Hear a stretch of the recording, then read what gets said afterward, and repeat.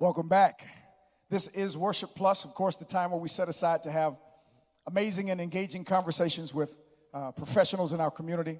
We've always been talking about, since we started this during the pandemic, that this would be a moment and a time where you'd have some practical things to put into your spiritual kit bag that you can use during every day.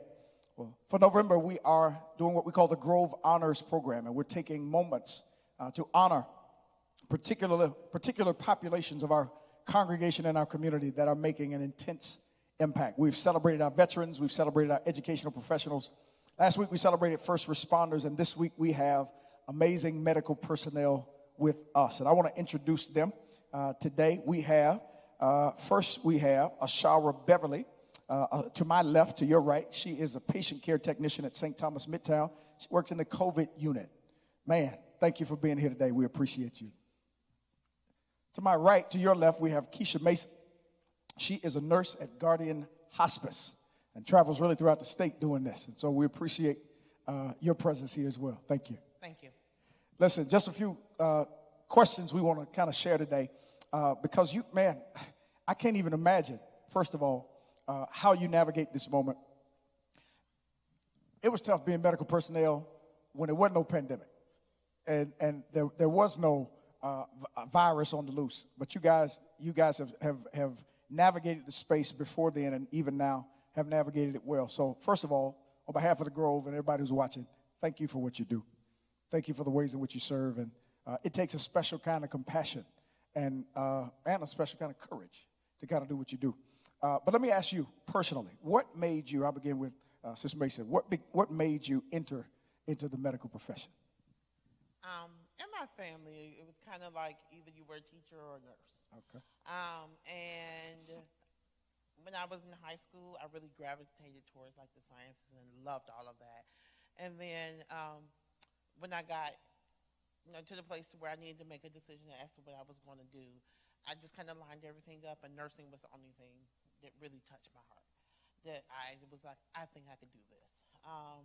And going through nursing school was hard and challenging, and it was quite a bit, but I don't regret my decision. I absolutely love what I do.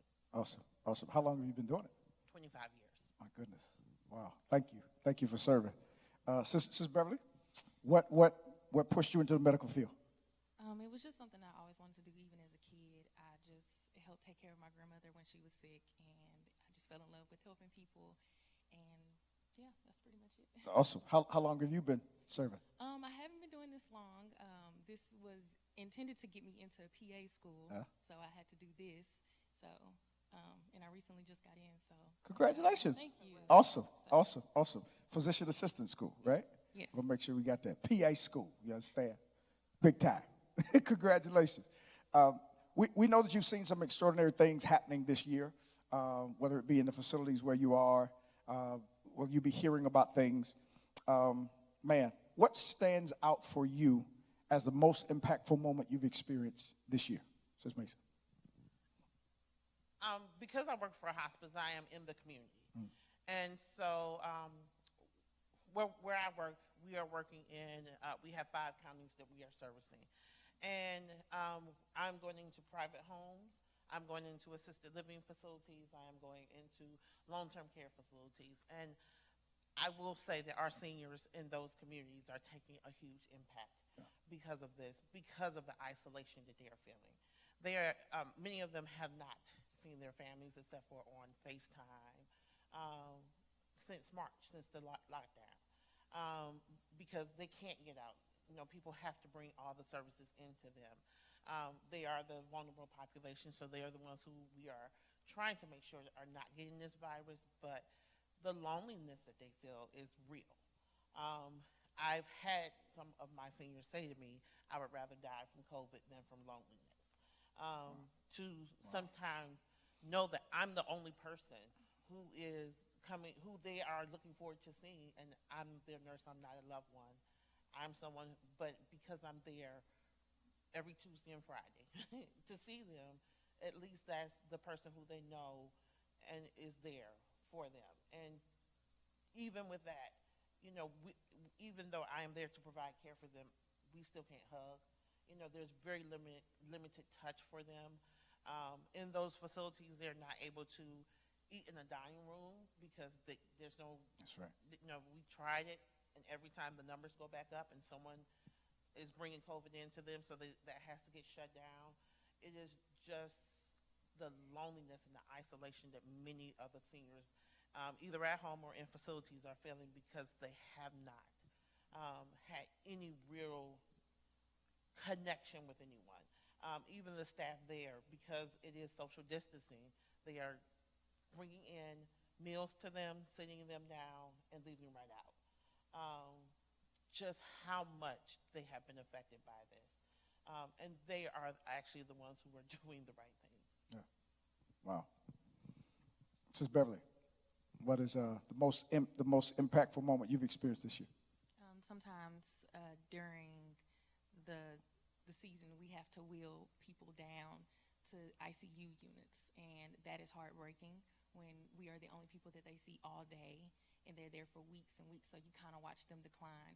But what is hopeful is sometimes when they get to come back to us, and then we get to wheel them to a car, and they're so grateful and so thankful, and it makes your job a little easier, even though like all this sucks. But it makes your job a lot easier when you get to see those patients return, and you get to lower their oxygen a little bit lower, and they're happier that they're like, I'm down to 1 liter today, and they're telling me they're going to take me off of oxygen today, so we're excited and we're celebrating with them. Awesome. So that's impactful.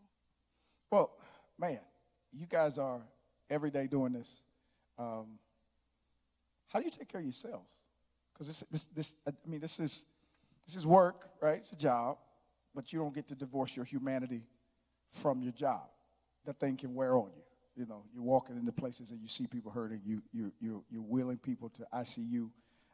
Some make it back, some don't.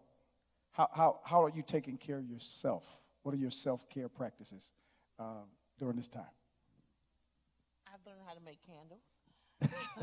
Candle making. I've learned how to make candles. You just find a lot of things to do at home, and to be okay with being with yourself. Yeah. To be okay with being with the same family members every day, because that's what we need to do in order to minimize our contact. Throughout the day, we're constantly having potentials in order to be infected. So most of us, when we come home, it is, if I don't have to go to the grocery store, there's very little else that we're doing. So you learn how to do things at home. You learn how to binge watch. And prayer is definitely a big part of the day. Yeah. One of the things that the chaplain at my job had suggested is that since we're washing our hands so much, and for 20 seconds, say a prayer while you're doing it. Yeah. And that definitely has helped me. Awesome. I'm saying you learn the impact of doing a very quick, Lord have mercy, Lord be with me. Yeah. Thank you, Lord, for protecting me. Yeah. Prayer in 20 seconds. Yeah. Awesome. What about you? Self-care. Same. Prayer. A lot of prayer on the way to work, listening to gospel music or listening to any music that you enjoy. I've picked up painting, just trying to figure out something to, remove yourself from your present, whatever it takes you to another world in your mind or whatever. So, yeah. Well, listen, man, we can't express how proud of you we are, how grateful we are for what you do.